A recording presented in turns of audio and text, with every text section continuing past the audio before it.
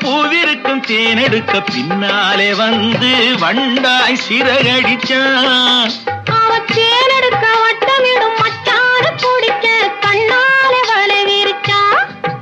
அவன் தேனெடுக்க வட்டமிடும் மச்சான பிடிக்க கண்ணாலே வலை விரிச்சான். அவன் சோடி குயில் பாடுவதை சொல்லாம சொல்லி மெதுவா அணைச்சுக்கிட்டான்.